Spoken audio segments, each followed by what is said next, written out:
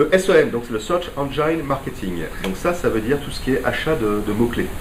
Alors aujourd'hui en France, il se trouve qu'effectivement c'est via Google et AdWords que ça se fait. Dans d'autres pays, c'est pas le cas. Microsoft, dans ce cadre-là, a d'autres parts de marché beaucoup plus importantes. Ce que l'on peut savoir, c'est que par contre, c'est une technique qui marche très bien. C'est-à-dire que l'achat de mots-clés sur Internet, en clair, c'est presque du... vous n'allez payer que lorsque la personne va cliquer en fait sur le mot-clé. Donc il est facile dans ce cadre-là d'aller acheter des mots-clés qui correspondent réellement à votre activité. Et le fait que les gens ne payent que lorsqu'ils ont cliqué, du coup, fait que vous allez avoir un nombre de contacts assez important qui va arriver. Voilà. Par contre, ce qui risque de se passer, c'est que les mots-clés qui sont les plus importants pour vous sont généralement aussi des mots-clés qui sont très concurrentiels. Donc le prix du mot-clé devient extrêmement cher. Et ce que l'on fait généralement, c'est qu'on va travailler ce qu'on appelle la longue traîne, c'est-à-dire non pas les mots-clés, 10 mots-clés les plus importants, bien qu'on les travaille, dans ce cas-là, je dirais tout le monde les travaille, donc la part de marché de chacun est en fonction de la meilleure petite annonce qui a été mise en œuvre. On va essayer de travailler ce qu'on appelle longue traîne, c'est-à-dire des mots-clés connexes qui correspondraient à peu près à l'activité de vos prospects ou aux besoins, mais qui ne sont pas autant cliqués, donc ils sont moins chers. La problématique qu'on va avoir, c'est que du coup les gens vont cliquer et vont être un peu trop loin dans le cycle d'achat par rapport à vous.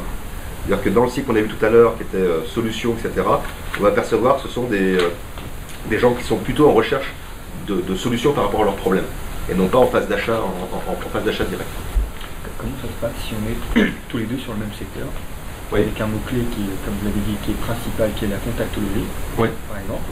Après, la contactologie, par exemple, pour les lentilles. D'accord. Et tous les deux, nous sommes un laboratoire concurrent. Ouais, ouais. Et derrière, après, on va travailler aussi sur des termes connexes. Après, les termes connexes, ça va être sensiblement les mêmes. Oui. Donc, comment, avec cette méthode-là, oui, on va faire la différence entre vous et moi, en fait. Alors, comment être meilleur que le concurrent sur le sujet? C'est ça. Là, il n'y a pas... En fait, c'est qu'il faut aller un cran plus loin. C'est-à-dire que vous avez, grosso modo, on va dire que vous êtes aussi bon l'un que l'autre en termes de rédaction de petites annonces. Donc déjà, en termes de clics, on va dire que c'est 50-50 en fait sur le sujet. Ce qui est faux, parce que les gens vont avoir tendance à cliquer un peu plus sur les mots-clés qui sont en haut du moteur que ceux qui sont en bas. Ce qui n'est pas vrai non plus, c'est pas le numéro 1 qui est le plus cliqué, généralement c'est le numéro 2 ou 3 qui est le plus cliqué. Donc il y a déjà une première problématique qui est de se dire quel prix je vais mettre par rapport à mon mot-clé pour que j'apparaisse plutôt en deuxième, troisième position, non pas en première et surtout pas en dernière.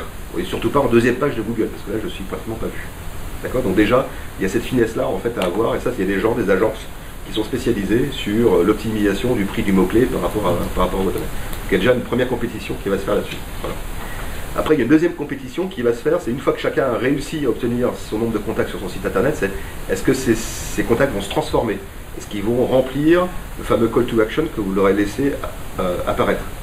Et là, je vous incite fortement en fait à créer sur votre site internet, si ce n'est pas déjà fait, ce qu'on appelle les landing pages. C'est-à-dire que mettre un mot-clé, acheter un mot-clé et faire en sorte que ça pointe sur votre site corporate, tant qu'il n'y a rien derrière, c'est de l'argent dépensé pour rien. Là, c'est clair. Je préfère que vous le donniez aux affamés dans le monde plutôt que vous le dépensiez là-dedans. Ça ne sert absolument à rien. Par contre, vous créez une landing page qui reprend à peu près la terminologie du mot-clé que vous avez défini et que l'internaute revoit les points forts qu'il s'attendait à avoir en cliquant sur ce mot-clé-là. Oui, dans ce cas-là, il va y avoir un taux de transformation qui est excellent. C'est excellent. C'est-à-dire qu'entre rien faire et landing page, faites les choses avec la landing page. Voilà. Voilà, donc ça c'est un ou deux trucs que je peux vous donner sur comment se différencier de la compétition par rapport au mot-clé.